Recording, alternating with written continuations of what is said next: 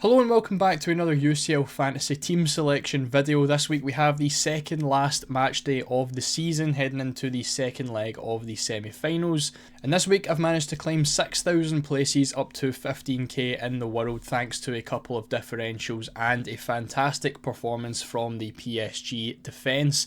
This week I'm planning on maybe going a little bit more safe. I would like to obviously try climb into the top 10,000 before the end of the season, but again it's kind of difficult to do that, and I'll speak a little bit as to why as we get further on in the video. But looking back on match day 15, this is how my team went, and basically everyone done quite well barring two players, Lautaro Martinez and Szczesny.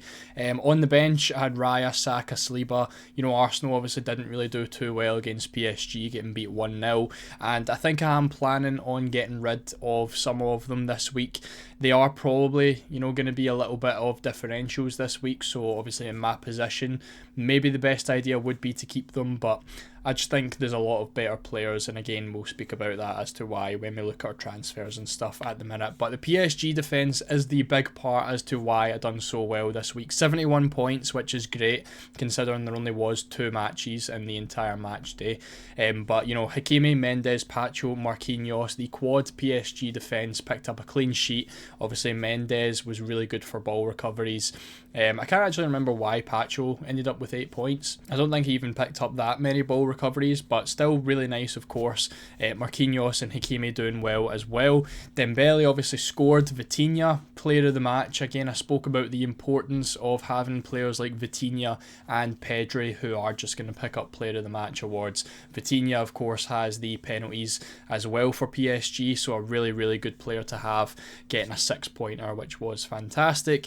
Captained Ferran Torres on day 2. Unfortunately didn't outscore Rafinha, which is what we basically needed because Rafinha was the big captaincy, but only missing out on 1 point isn't the end of the world. Martinez ended up playing alongside Thuram, who scored, which was great. Obviously I had Taremi as the backup just in case Thuram never started, so he ended up starting scoring, which was fantastic. Taremi get left on the bench and ended up outscoring Lautaro Martinez. Obviously Martinez had to come off, I believe at half time, injured, which wasn't ideal, but that's how things went. Again, the forward line was just a big struggle last week. I don't really think anyone gained anything out of that. Martinez, Thuram and Doué was probably the 3 that everyone ended up having. Thankfully we've got the likes of Lewandowski back, which is ideal, and we can start to see a little bit more of differentiating in the forward line.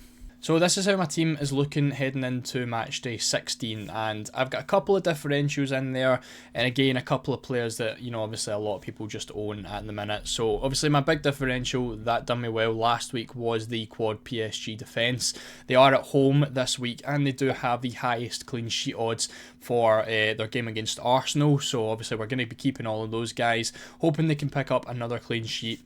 And obviously Hakimi, Mendes have massive attacking threat, which can be great. Marquinhos and Pacho for the ball recoveries, that was our main reason of having them. Of course the clean sheet was just a huge added bonus. In the midfield and attack is where I'm going to be probably looking to make some transfers, potentially Saliba as well, because I think PSG do score. They have a nice chance of picking up 2.5 or more goals this week. Obviously Arsenal are very low on that as well, so I think I'm going to be looking at getting rid of Saka for someone else this week as well.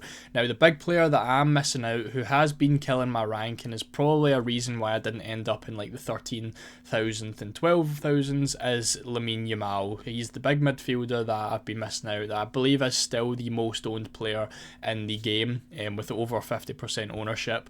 And I've had to kind of go against him recently, but he obviously played fantastically against Inter in the first leg. We had a big shout for player of the match as well, and if DeMarco plays again in the second leg, I think there's another chance that Yamal absolutely tears him apart again. So I don't want to be left behind on that. So I think one transfer that I'm going to be making is going to be Lamine Yamal, and that's going to give me the midfield that I want. I'm obviously going to have to get Ferran Torres out as well, because with Lewandowski being back, that is going to cause some issues. He's obviously not going to be starting, and we will wait on lineup lineups for that, because if Ferran Torres does start, probably will just keep him in the squad and probably bring Lewandowski in as well for Taremi, who is probably going to have to come out because Martinez looks as though he is going to be fit, which is ideal, and then obviously Thuram will start alongside him. So I'm going to have Taremi, who's not going to be starting, and potentially Ferran Torres. So that's going to be 2 transfers that I'm going to have to make as well.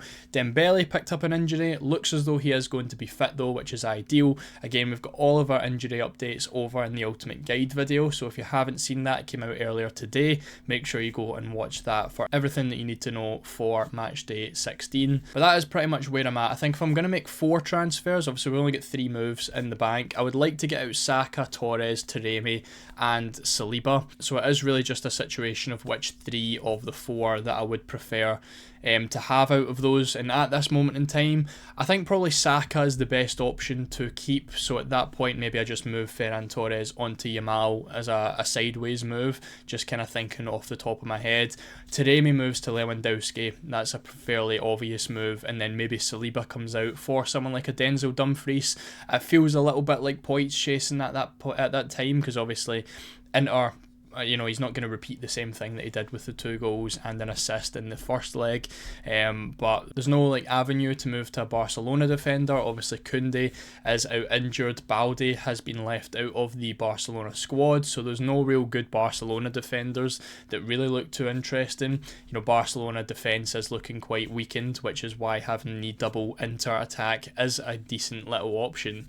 So at this point, do you maybe just keep Saliba, or do you move on to an Inter defender like someone like Denzel Dumfries? But I think I would rather have Saka in my team than Saliba at this point, so I think Saliba getting transferred out makes the most sense, obviously alongside Ferran Torres and Taremi, and then just keeping Saka, hoping that he can do well against PSG, potentially getting a penalty or something in there as well. So these are the transfers that we are looking at making this week, with Saka being the one out of the 4 that I'm looking to keep. So this week it's going to be Taremi, Torres and Saliba coming out. Again, Arsenal aren't really looking like the best team to have for this week. Torres and Taremi are 2 minutes risks, players that probably aren't going to be starting. So these are the 3 transfers that make the most sense for me. And coming in is going to be a lot of popular players. Again, I would like to go a little bit more differential with some of my players, which is why maybe Dumfries is someone that could potentially change. I was also looking at Pedri over Lamine Yamal, but Yamal's got such a high ceiling, he could pick up a goal, and if he scores, there's a very high chance he picks up player of the match as well. Lewandowski obviously being back is probably going to be one of the most popular transfers in as well this week. This is obviously in the instance that he does start. If he doesn't start, then we are going to have to try and rejig things about. Again, follow me on Twitter and I'll post my team just before the deadline with the final decisions. But this is looking like the moves, and I am very happy with these moves. I think they're the moves that make the most sense, and it is kind of going a little bit more template, towards Yamal and Dumfries, who are going to be some of the more owned players this week. So this is what the team would look like after the transfers, and our 3 transfers are bringing in 3 players who play on Tuesday, which is obviously what we kind of need to do, having so many PSG players in the team who are going to be playing on Wednesday. So these 3 transfers means I'm going to have Szczesny, Dumfries, Yamal, Rafinha, Lewandowski, Thuram and Martinez. So 7 players playing on Tuesday, which is great. 8 players playing on Wednesday, which is a nice little split that I can obviously deal with enough. In terms of captaincy, I'm kind of looking at maybe going for Lamine Yamal this week. I think, again, Rafinha is going to be the most captained on Tuesday. Potentially, with Inter being at home, I could look at Lautaro Martinez as a differential captain. But I'm between, really, it would be Yamal or Martinez. I think a lot of people may go towards Lewandowski for the penalties. Rafinha, obviously, because he's got the form. But Yamal, I don't think is going to be too heavily captained. I think in the grand scheme of things, with maybe not so engaged managers, Yamal could be an option that people do go for, which is why I think Lautaro could be a really nice differential for someone like me trying to gain some rank. So that could be a good move. If he plays the full game, which he hopefully should do if he is going to be deemed fit, he could obviously do really well against a depleted Barcelona defence and at home. So he's got the armband at the minute, but it could potentially switch to Yamal before the deadline. For day 2, again, someone like Saka is going to be a huge differential potential. I think I'd probably go for a Nuno Mendes in captaincy, again hoping for that clean sheet, getting some ball recoveries and hoping that Nuno Mendes can pick up a goal or an assist. An attack and return would be really, really nice from him. Again, I think Dembele, if he is going to start, is probably going to be the big option that a lot of people do go for, but I think I'm going to go for Nuno Mendes because he's been really, really good. You know, I think the last few weeks he's been picking up points after points after points and could be a really, really nice captaincy option, which I don't think a lot of people would look at, you know, as a captaincy pick. A lot of people just go for the attackers straight off the bat. So I think a defender could be the way to go for the Arsenal and PSG game, and Nuno Mendes for me is by far the best option there. But that's going to be it for today's team selection. As I said, make sure to follow me on Twitter. My name is just below my face, or you can click the link in the description for any team news and my final team selection before the deadline. So if you enjoyed the video, make sure to leave a like. Make sure to subscribe as well if you are new. Thank you all so much for watching, and I'll see you all in the next one.